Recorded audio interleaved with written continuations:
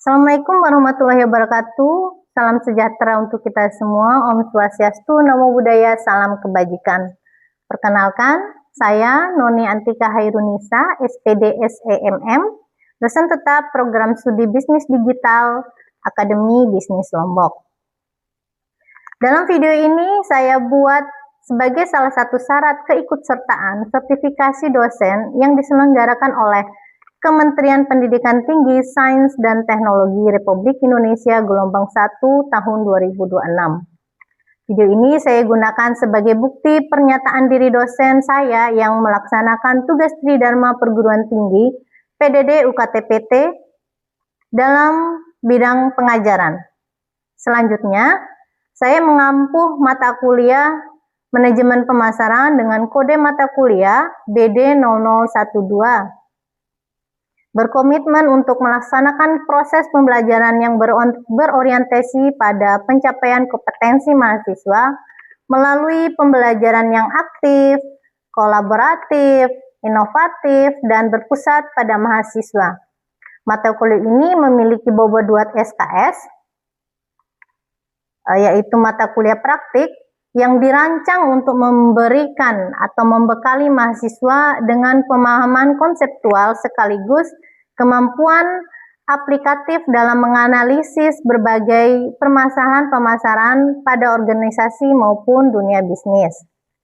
Pelaksanaan pembelajaran ini saya mengajar materi definisi nilai, pelanggan, dan kepuasan pelanggan, yang merupakan bagian penting dalam pembentukan pemahaman mahasiswa mengenai konsep dasar manajemen pemasaran modern. Materi ini diarahkan agar mahasiswa mampu memahami bagaimana organisasi menciptakan nilai atau customer value, membangun hubungan jangka panjang dengan pelanggan, serta meningkatkan kepuasan pelanggan sebagai dasar dalam menciptakan keunggulan bersaing. Pelaksanaan pembelajaran mengacu pada CPMK 2, yaitu mahasiswa diharapkan mampu memahami konsep dasar dalam manajemen pemasaran serta secara khusus mendukung pencapaian sub CPMK, yaitu mahasiswa mampu memahami konsep nilai pelanggan dan kepuasan pelanggan serta hubungan antara nilai dan kepuasan pelanggan. Selain itu, pembelajaran juga mendukung pencapaian CPL program studi, yaitu khususnya kemampuan mahasiswa dalam menguasai konsep teoritis pemasaran, berpikir kritis, memecahkan masalah secara sistematis, serta mampu mengimplementasikan konsep pemasaran dalam konteks dunia bisnis. Untuk mencapai capaian tersebut, saya menerapkan metode pembelajaran berbasis masalah atau problem-based learning. Metode ini dipilih karena mampu mendorong mahasiswa berpikir analitis, mengembangkan kemampuan pemecahan masalah, meningkatkan kemampuan komunikasi, serta menghubungkan teori pemasaran dengan permasalahan nyata yang dihadapi perusahaan maupun konsumen. Dalam proses pembelajaran, mahasiswa diberikan studi kasus mengenai bagaimana perusahaan menciptakan nilai bagi pelanggan, mengidentifikasi faktor-faktor yang mempengaruhi kepuasan pelanggan, kemudian mendiskusikan alternatif solusi berdasarkan teori pemasaran yang relevan. Selanjutnya, mahasiswa mempresentasikan hasil analisisnya, memperoleh umpan balik dari dosen maupun teman sejawat, dan melakukan refleksi terhadap hasil pembelajaran. Saya meyakini bahwa penerapan problem-based learning ini mampu memberikan pengalaman belajar yang lebih bermakna karena mahasiswa tidak hanya menghafal konsep, tetapi juga mampu menginterpretasikan, menganalisis, dan mengaplikasikan konsep nilai pelanggan serta kepuasan pelanggan dalam berbagai konteks bisnis. Pendekatan ini juga mendukung pengembangan keterampilan abad ke-21 seperti critical thinking, communication collaboration, dan problem solving yang sangat dibutuhkan oleh lulusan program studi bisnis digital. Dalam proses evaluasi pembelajaran, saya menerapkan penilaian yang transparan, objektif, dan akuntabel sesuai dengan ketentuan Akademi Bisnis Lombok. Evaluasi yang dilakukan melalui penugasan, observasi aktivitas pembelajaran, presentasi, partisipasi diskusi, ujian tengah semester, dan ujian akhir semester. Pelaksanaan ujian tengah semester dan ujian akhir semester dilakukan secara terintegrasi melalui SIP2, Sistem Informasi Terpadu, atau biasa disebut dengan Sistem SKT, sehingga seluruh proses evaluasi berjalan secara efektif, terdokumentasi, dan mudah dipantau. Sebagai bentuk penerapan tata kelola akademik berbasis digital, seluruh hasil penilaian mahasiswa saya input melalui Sistem Informasi Dosen atau biasa disebut dengan aplikasi SIDE secara tepat waktu sesuai dengan kalender akademik. Selanjutnya, mahasiswa dapat mengakses hasil belajarnya secara mandiri melalui Sistem Informasi Akademik Mahasiswa atau aplikasi SIAM.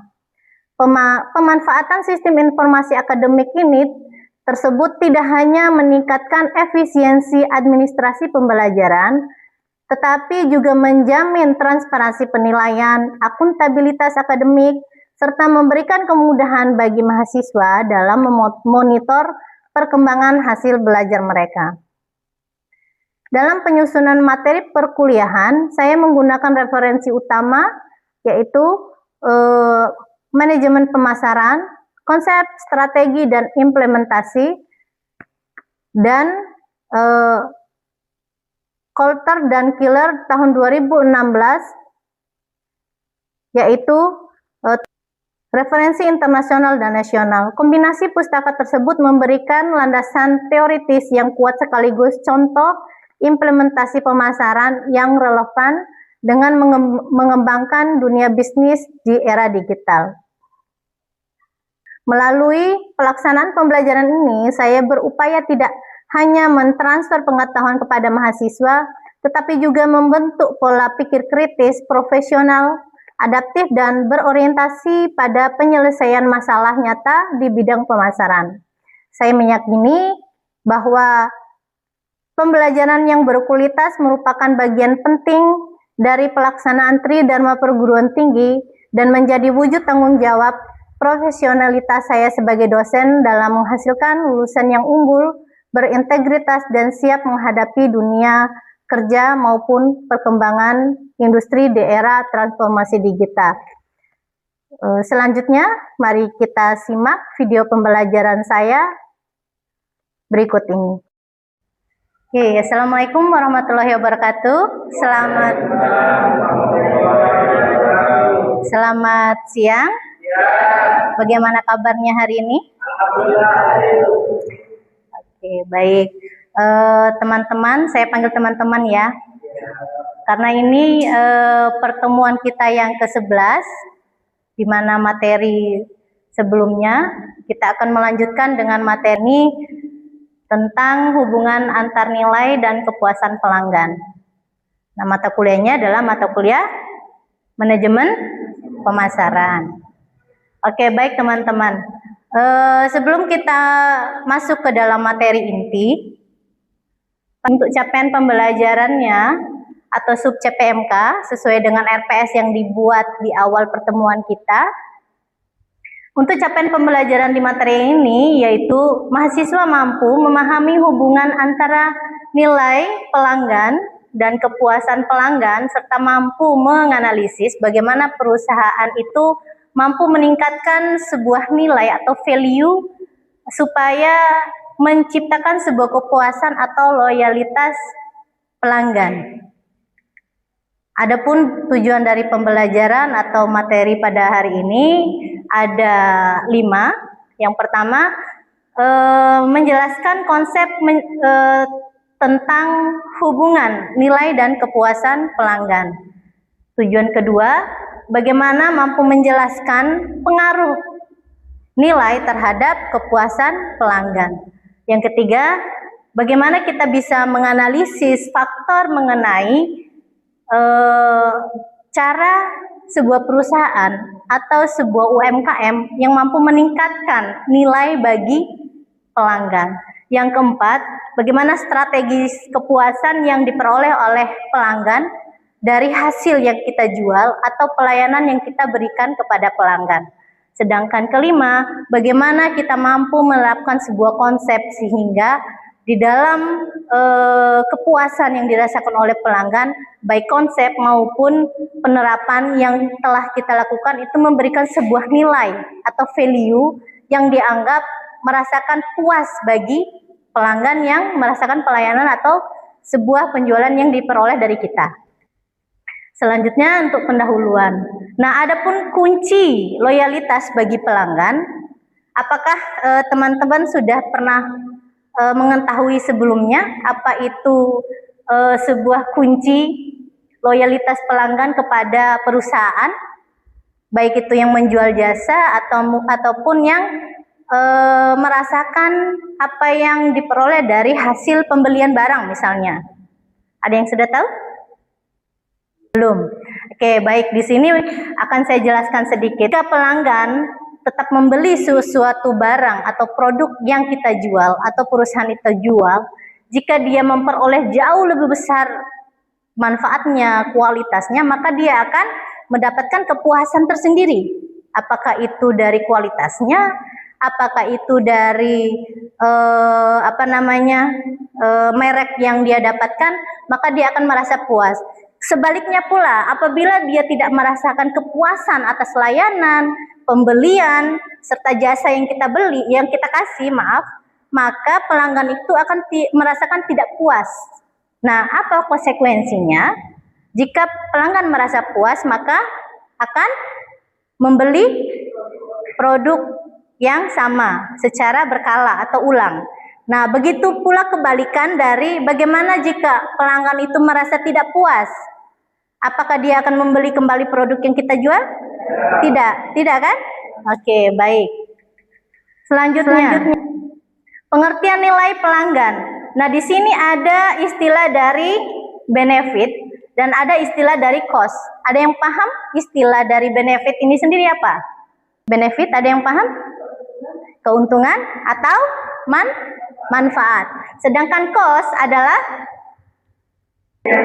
biaya yang dikeluarkan. Jadi, nilai pelanggan merupakan suatu persepsi pelanggan mengenai bagaimana kebermanfaatan yang diterima dengan pengorbanan yang dikeluarkan. Kembali tadi ya, apabila dia merasakan puas, maka dia akan membeli dan menjadi pelanggan kita. Apabila pelanggan itu tidak puas, maka dia tidak akan kembali ke kita. Seperti itu saja. Ini sebuah pemasaran. Selanjutnya, nah, kepuasan pelanggan di sini seperti halnya mungkin kita pernah berbelanja di e-commerce, beberapa e-commerce, misalnya contohnya ada TikTok, ada Shopee. Nah, jika teman-teman belanja di situ, ada tidak kepuasan dari teman-teman sendiri dari produk yang diterima setelah kita beli, setelah kita check out? Ada. Nah, misalnya kalau kita merasa puas, apa yang akan kita berikan? Kalau kita puas, berarti produknya sesuai dengan ya, betul, yang kita inginkan. Sedangkan hanya puas saja berarti sesuai dengan harapan saja. Artinya produk itu sesuai dengan ekspektasi pelanggan tetapi masih tidak terlalu memuaskan bagi kita. Nah, sebaliknya jika tidak puas, maka kinerja kurang dari harapan. Artinya produk yang diperoleh dari belanja e-commerce, baik itu TikTok, Shopee, dan sebagainya, akan memperoleh produk di bawah ekspektasi. Artinya kita merasakan kecewa di situ. Berapa bintang yang akan kita kasih? Contohnya, apakah 4 atau 3, 2, bahkan mungkin kita tidak kasih bintang karena merasa betul. Oke, hubungannya itu tidak terlepas dari hubungan baik itu nilai maupun kepuasan. Nah, di sini bisa kita lihat nilai tinggi, dampak pada reputasi, nilai rendah. Misalnya dari dampak pada reputasi. nilai yang diperoleh oleh pelanggan, maka akan menghasilkan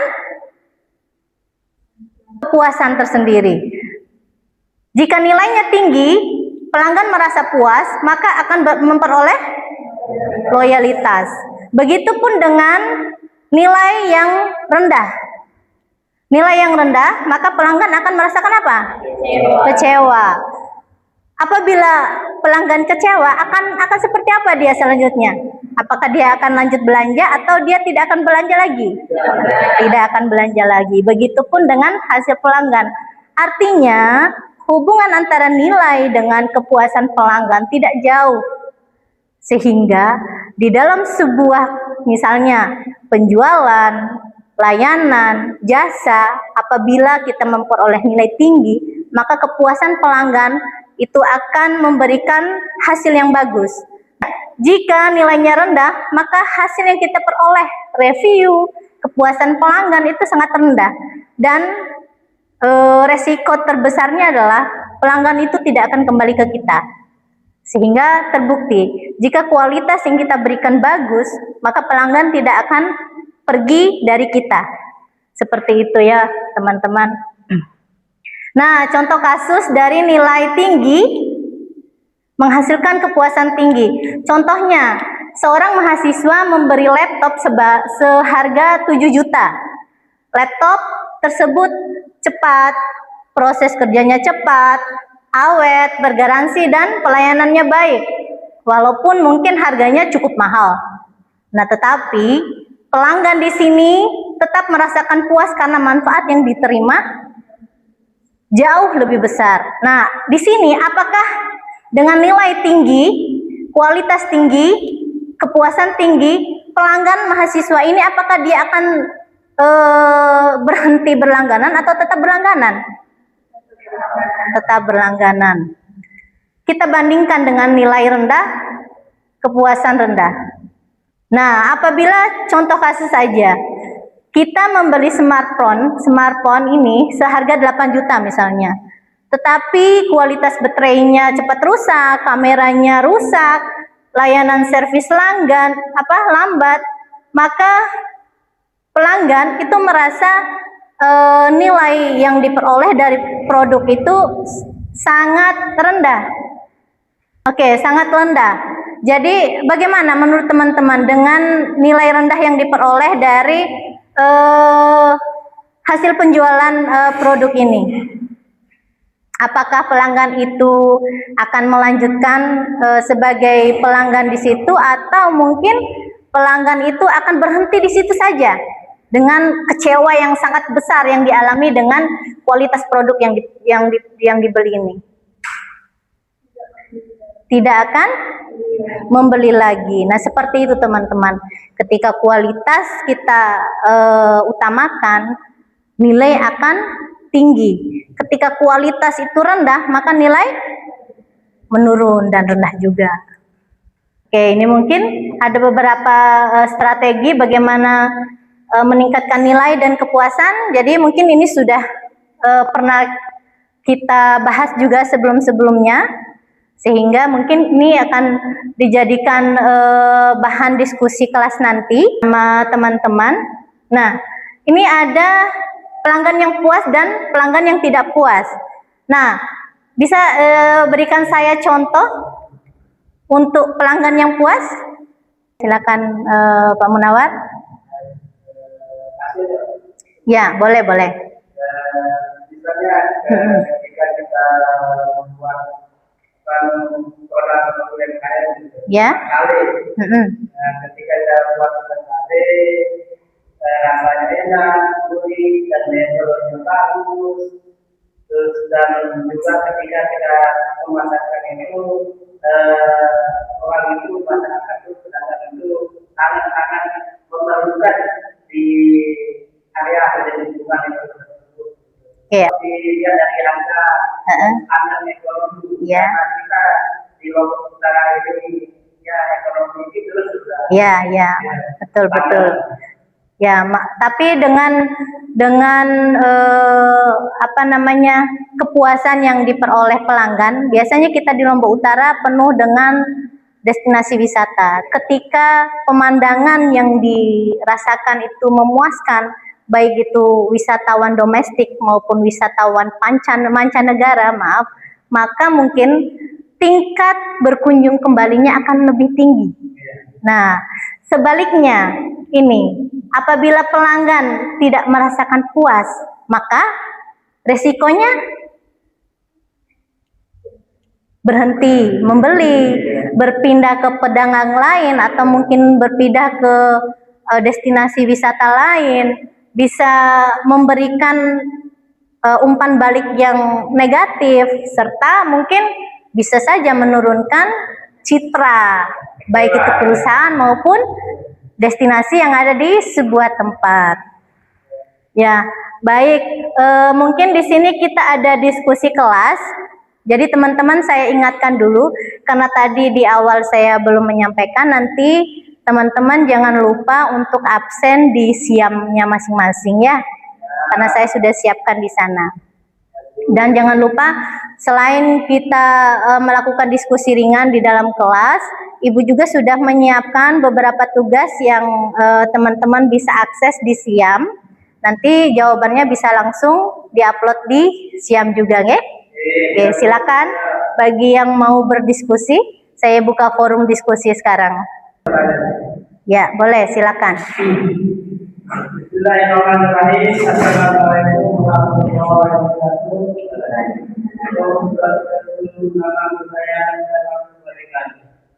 Baik, nama saya alamat Dusun Solo, Desa Wilanan, Kabupaten Kabupaten Lombok Utara.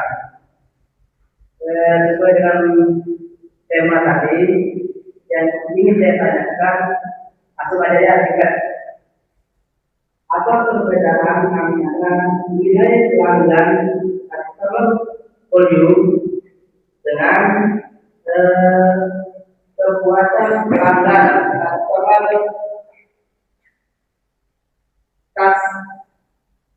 subscription? Ya. Subscription. Karena keduanya terkait hampir sama. Ya, ada yang mau menjawab dari pertanyaannya Pak Munawar? Oke, Mbak Dini silakan. Saya akan menjawab pertanyaan dari Pak Munawar. Pertanyaannya sangat baik. Nilai pelanggan dan kepuasan pelanggan memang saling berkaitan, tetapi memiliki pengertian yang berbeda. Nilai pelanggan atau customer adalah persepsi pelanggan mengenai manfaat yang diterima dibandingkan dengan biaya atau pengorbanan yang dikeluarkan.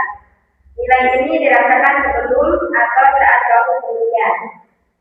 Sedangkan kepuasan pelanggan atau customer adalah perasaan pelanggan setelah menggunakan produk atau jasa, yaitu ketika mereka membandingkan kinerja produk dengan harapan mereka. Sebagai contoh, ketika Anda membeli sebuah laptop seharga 8 juta karena spesifiknya sangat baik, Anda menilai bahwa laptop tersebut memiliki nilai yang tinggi setelah digunakan selama beberapa bulan, dan ternyata performnya sesuai harapan, maka Anda akan merasakan puas. Jadi nilai merupakan penyebab, sedangkan kepuasan merupakan hasil dari pengalaman pelanggan.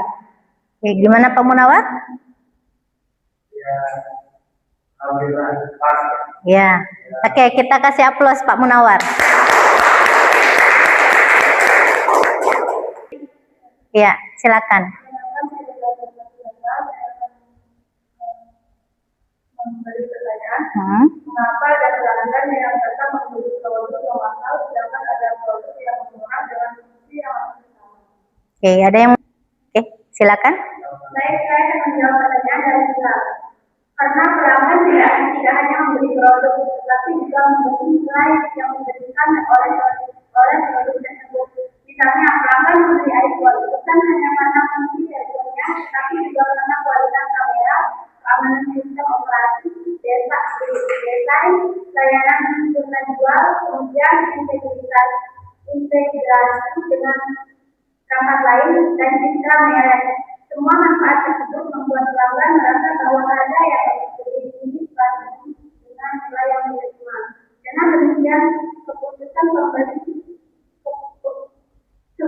pembelian tapi dipengaruhi oleh persepsi nilai bukan mata-mata saja. Oke, gimana dengan jawabannya? Puas? Oke, silakan kita kasih akun. Silakan. Silakan. Perkenalkan, nama saya Iqbal. Saya akan menjelaskan. Ya. Bagaimana cara UMKM yang modalnya terbatas meningkatkan nilai pelanggan? Ya, Mbak Lina, silakan. Saya akan menjawab pertanyaan dari Lina. UMKM tidak harus selalu menambah biaya untuk meningkatkan nilai pelanggan. Beberapa strategi yang dapat dilakukan antara lain memberikan pelayanan yang ramah, menjaga kebersihan tempat usaha, menggunakan kemasan yang menarik, merespon pelanggan dengan cepat, menjaga kualitas produk secara konsisten, aktif berkomunikasi melalui media sosial. Langkah-langkah tersebut relatif tidak membutuhkan biaya besar, tetapi mampu meningkatkan persepsi nilai pelanggan. Oke, gimana dengan jawabannya? Oke, baik, kita beri aplaus lagi. Yang mau bertanya atau sudah cukup?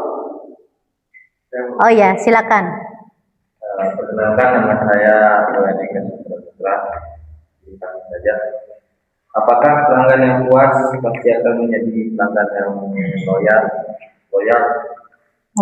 Ya, silakan. Saya akan mengenai belum tentu kepuasan memang merupakan cara penting untuk menciptakan loyalitas, tapi belum cukup. Loyalitas dipengaruhi juga oleh yang pertama kepercayaan pelanggan, yang kedua kualitas pelayanan yang konsisten, ketiga hubungan emosional dengan merek, yang keempat pengalaman positif yang berulang, yang kelima program loyalitas, yang keenam inovasi perusahaan. Oleh karena itu, perusahaan harus mempertahankan kualitas produk dan pelayanan secara berkelanjutan agar pelanggan tetap setia. Oke, baik. Gimana Mas Wayan? Bisa diterima? Oke, kita beri aplaus. Nah, baik teman-teman, karena semua pertanyaan dan jawaban sudah terjawab dan sudah tersalurkan, sehingga memang di dalam proses perkuliahan ini salah satu tujuan yang dicapai oleh mahasiswa itu adalah bagaimana keterlibatan, keaktifan studi kasus, baik itu studi kasus saat ini karena kita memang dilihat dari perkembangan zaman serba digital yang tujuannya supaya teman-teman ini mampu beradaptasi dengan perkembangan, paham bagaimana perkembangan digital, mampu mentransformasikan seperti apa sih digitalisasi saat ini, apakah kita mampu menyeimbangi, apalagi kita di Lombok Utara, itu merupakan tempat destinasi pariwisata yang bisa dibilang tinggi di NTB, sehingga di mana loyalitas pelanggan atau wisatawan itu akan memberikan sebuah pengalaman baik ketika dia memperoleh nilai atau pengalaman yang baik pada saat mereka berkunjung di destinasi kita yang ada di Lombok Utara. Oke, mungkin itu saja pertemuan dari kita kali ini. Tapi Ibu tetap mengingatkan, jangan lupa nanti untuk mengisi tugas di SIAM-nya masing-masing, serta tugas yang telah Ibu upload di SIAM, kita presentasikan minggu depan.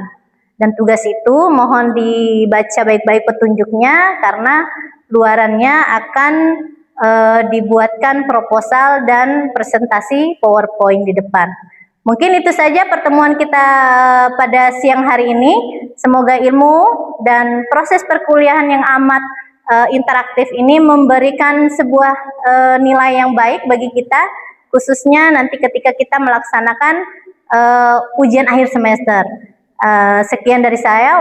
Wassalamualaikum warahmatullahi wabarakatuh.